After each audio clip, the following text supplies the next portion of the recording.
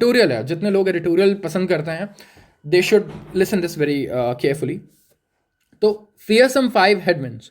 For a country facing multiple headwinds, India oddly relaxed है. मतलब multiple headwinds आ रहे हैं हमारे पास अगेंस्ट, ठीक है. प्रॉब्लम्स हैं यहाँ पे. ऑफ कोर्स कुछ एडवांटेजेस भी बहुत बड़े बड़े हैं. हम अभी गोल्डी लॉक्स डिस्कस कर रहे थे पिछले आर्टिकल्स में. पिछले 5 वीडियोस आपको देखना चाहिए मेरे ख्याल से, अगर आप रिलेट करना चाहते हो इस करेंट वीडियो से. तो नंबर 1 वीडियो से आप स्टार्ट करो. तो इंडिया ऑडली रिलैक्स्ड है. स्टॉक मार्केट स्टिल हवा कर रहा है नियर रिकॉर्ड हाई सबसे पहले तो.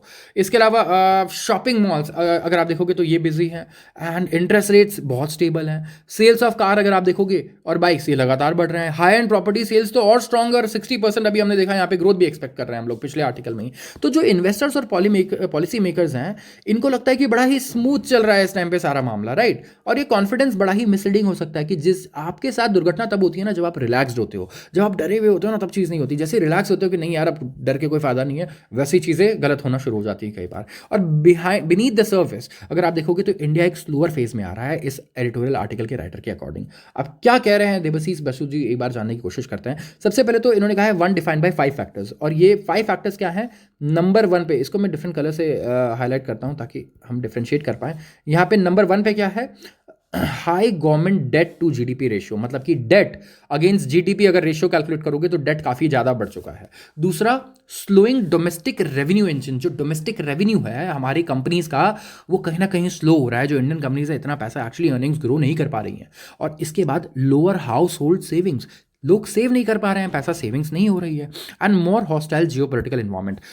जियोपॉलिटिकल इन्वायरमेंट और ज़्यादा खराब है, ये तो एक्सपेक्टेड है. रशिया यूक्रेन वॉर देखो, चाहे आप यूएस ने इतने सारे सिचुएशंस क्रिएट कर दिया. मिडल ईस्ट में ईरान में प्रोटेस्ट चल रहा है, राइट. इजराइल के बीच में और इनके बीच में इतनी सारी प्रॉब्लम्स देखने को मिली. इवन यूएई भी अब इन्वॉल्व हो चुका है, राइट. यूएई और यमन के आप देख सकते हो क्या क्या चीज़ें चल रही है, जहाँ पे सऊदी अरेबिया ने कहा है उन्हें इन्फ्लुएंस को ख़त्म करने के लिए अपने. तो इंडिया ने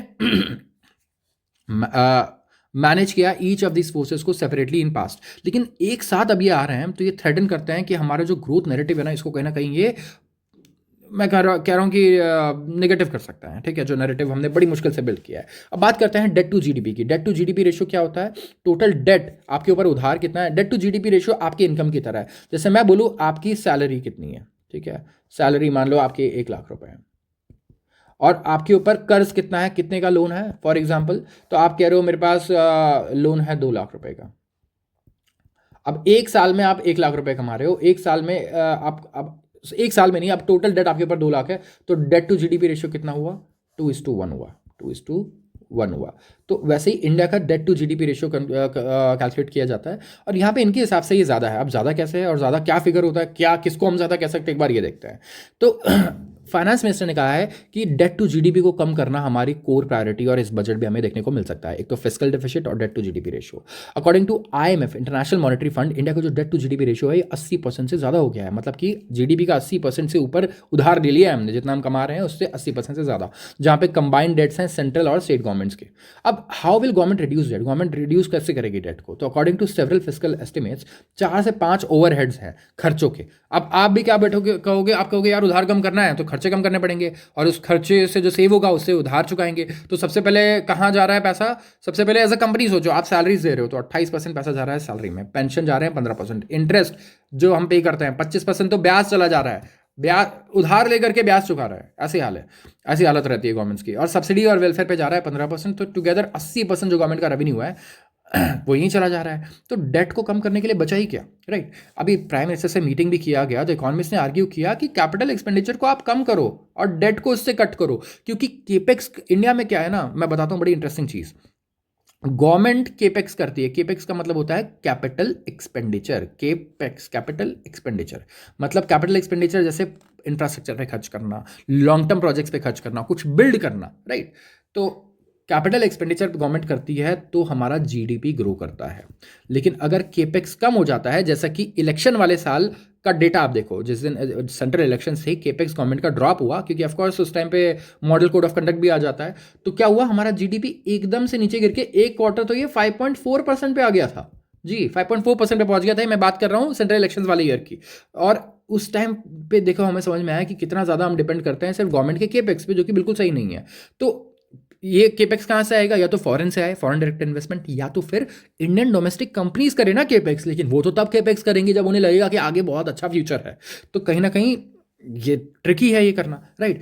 तो गवर्नमेंट तो लोग इकोनॉमिस्ट क्या कह रहे हैं कि भाई केपेक्स कम खत्म करो और डेट को अपने कट करो। अब गवर्नमेंट का जो केपेक्स है वो सिंगल मोस्ट इंपॉर्टेंट इंजन रहा है जो इकोनॉमी को आगे लेकर के जा रहा है पिछले 3 साल से। तो जीडीपी ग्रोथ रेट का क्या होगा अगर गवर्नमेंट केपेक्स ही कट हो गया? तो हम लोग अभी रॉक एंड हार्ड प्लेस पे हैं, मतलब आगे कुआं पीछे खाई, ठीक है? इसको रॉक एंड हार्ड प्लेस कहते हैं।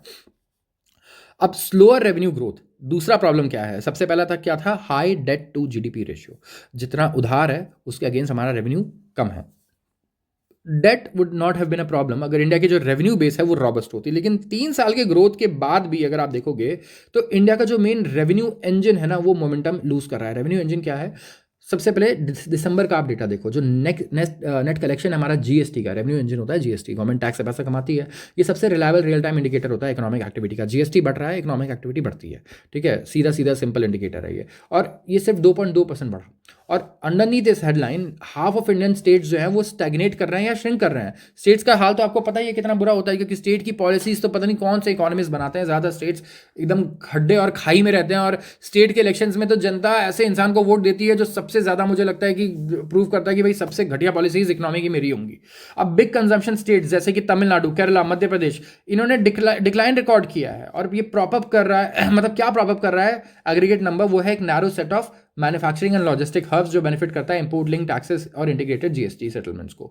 रिफंड बहुत बढ़ रहे हैं, कंजम्पशन नो लॉन्गर ड्राइव कर रहा है रेवेन्यू को जैसे उसे करना चाहिए। एक हेल्दी एक्सपैंडिंग इकोनॉमी में कंजम्पशन बढ़ना चाहिए, उससे टैक्स रेवेन्यूज काफी ऊपर जाने चाहिए। लेकिन गवर्नमेंट जो है वो चाहती है कि रिड्यूस करे डेट को, तो वो नहीं कर सकती है एक ऐसे रेवेन्यू बेस पे जो लगातार गिर रहा है। तो कहीं ना कहीं जो जीएसटी गिर रहा है का कलेक्शन कम हो रहा है, हमें इस पे ध्यान देना होगा, स्टेट्स के साथ कोलैबोरेट करना होगा या जो भी है। इसके अलावा लोअर हाउस होल्ड सेविंग्स, आप और मैं, हमारे जैसे लोग इस टाइम पे सेव्स जो है सेविंग्स हमारी कम हो रही है। कैसे? इंडिया का जो ग्रोथ मॉडल है डिपेंड करता है डोमेस्टिक सेविंग्स पे। फॉर डेकेड्स, दशकों से हाउस होल्ड जो है वो कैपिटल देते हैं, हम लोग जमा करते हैं और वो देते हैं कैपिटल को, और जो फंड करता है गवर्नमेंट बोरोइंग को और कॉर्पोरेट इन्वेस्टमेंट को और बैंक लेंडिंग को भी। लेकिन हाउस होल्ड फाइनेंशियल सेविंग वो गिर रहा है। अब ये पहले 10% था जीडीपी का, अब ये 7% रह गया, और एक ऑमिनस साइन है ये, मतलब बहुत ही खराब, बहुत ही ज़्यादा मैं कहूँगा बेकार साइन है ये, ठीक है, हमारे लिए, कि हाउस होल्ड सेविंग्स डाउन है क्योंकि एम्प्लॉयमेंट स्लजिश है। तो क्या एम्प्लॉयमेंट ग्रोथ ज़्यादा नहीं है इसीलिए हाउस होल्ड सेविंग्स गिर रहे हैं, और रियल वेजेस स्टैग्नेंट है, मतलब जो वेज ग्रोथ है महंगाई के हिसाब से वो नहीं हो रही है, सैलरीज नहीं बढ़ रही हैं, और इसीलिए सेविंग्स गिर रही हैं, क्योंकि सैलरीज बढ़ेंगी तभी सेविंग्स भी बढ़ेंगी। एंड क्या यहाँ पे इसीलिए स्लो मास कंजम्पशन ग्रोथ भी हुआ है। तो ये एक बहुत खतरनाक इंडिकेटर है, अगर आप देखोगे इस पर गवर्नमेंट को ज़रूर ध्यान देना चाहिए। अब जियो पॉलिटिक्स की बात करें तो जो चौथा फोर्स है, सबसे पहला क्या था? GDP, debt to GDP ratio. इसके अलावा जो हमारा रेवेन्यू बेस डिक्लाइन हो रहा है वो क्या है? जीएसटी कम हो रहा है। इसके अलावा चौथा क्या था? हाउस होल्ड सेविंग्स कम हो रही है। सेविंग्स क्यों कम हो रही है? कि जॉब नहीं है, जॉब नहीं हो रहा है तो फिर ऑफकोर्स भाई सेव कहाँ से करेंगे, और जो जॉब है भी वहाँ पे रेवेन्यू ग्रोथ नहीं हो रही है, राइट? सैलरी ग्रोथ नहीं हो रही है, वेज ग्रोथ नहीं हो रहा है, तो वहाँ पे भी सेविंग तो हर साल गिरते रहेगी। तो चौथा क्या है? जियो पॉलिटिक्स, और इसमें इंडिया का कोई बहुत बड़ा रोल नहीं है, ठीक है, इंडिया ज़्यादा कुछ नहीं कर सकता। लेकिन one that has a blind sided India the most, जहाँ पे डोनाल्ड ट्रंप आए पावर में, और सेक्शन ऑफ इंडियंस जो थे यूनाइटेड स्टेट्स में और इंडिया में, जिन्होंने बहुत सेलिब्रेट किया डोनाल्ड ट्रंप के आने के बाद कि इनकी तो क्या बढ़िया दोस्ती है प्राइम मिनिस्टर जी के साथ। अब ट्रंप जो है, इन्होंने सबसे पहले तो भाई ये एक नाइटमेयर बन गई ये सारी कंट्रीज़ के लिए, खाली इंडिया के लिए नहीं, मोस्ट ऑफ द कंट्रीज़ के लिए, जिस हिसाब से ये निगोशिएट कर रहे हैं चीज़ें, और जिस हिसाब से हाई इंपोर्ट ड्यूटीज़ इन्होंने लगाए।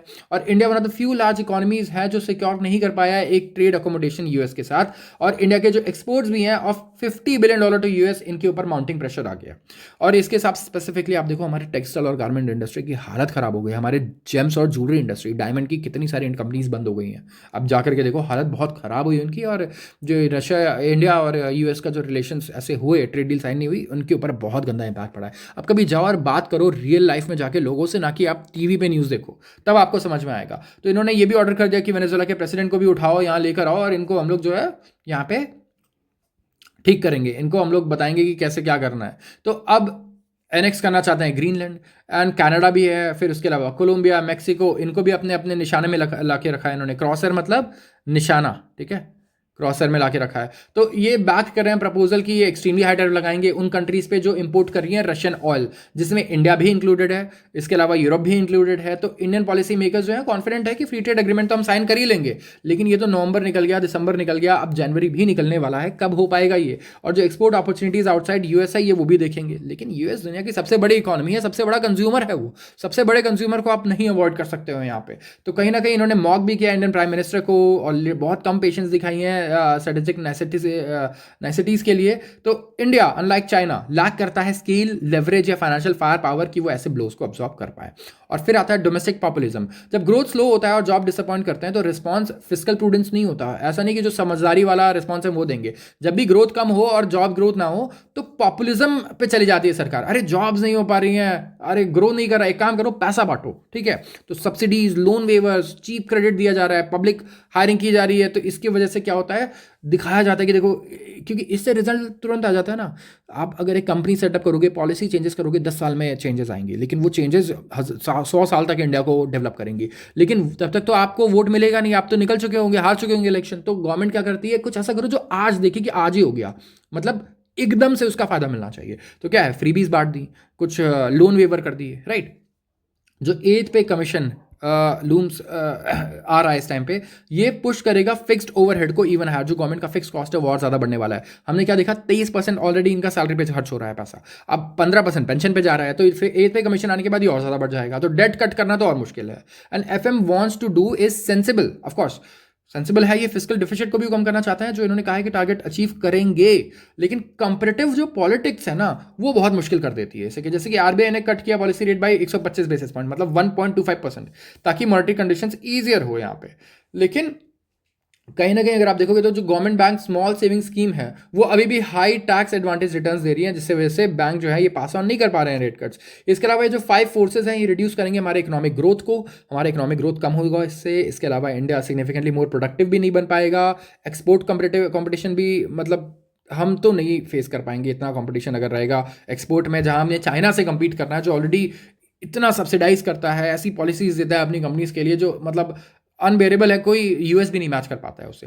एंड फॉर द गवर्नमेंट जो स्लोअर ग्रोथ है वो उनके रेवेन्यू को भी हर्ट करेगा। तो ये एक विशेष साइकिल है, ठीक है। ग्रो नहीं हो रही है, ग्रोथ करने के लिए पैसा चाहिए, पैसा है नहीं, पैसा उल्टा और जनरेट करना है, वो जीएसटी से आएगा, जीएसटी तब आएगा जब ग्रोथ होगी। तो भाई करिए, तो ऐसा प्रॉब्लम हो गया जैसे फ्रेशर को होता है कि नौकरी के लिए एक्सपीरियंस चाहिए और एक्सपीरियंस के लिए नौकरी चाहिए। तो भैया कैसे होगा, पहली बार एक्सपीरियंस मिलेगा कैसे। तो गवर्नमेंट के साथ ये सिचुएशन इस टाइम पे चल रही है। तो फॉर हाउस होल्ड्स इसका मतलब होगा कि हमारे वेजेस अभी ज़्यादा नहीं बढ़ेंगे, सप्रेस वेजेस रहेंगे, स्लोअर कंजम्पशन रहेगा, सेविंग्स रहेंगी एंड बोरिंग ज़्यादा बढ़ेंगी। तो ये फुली विजिबल नहीं है इंडिया के हेडलाइन नंबर्स में, लेकिन जो साइंस हैं वो अभी इमर्ज कर रहे हैं।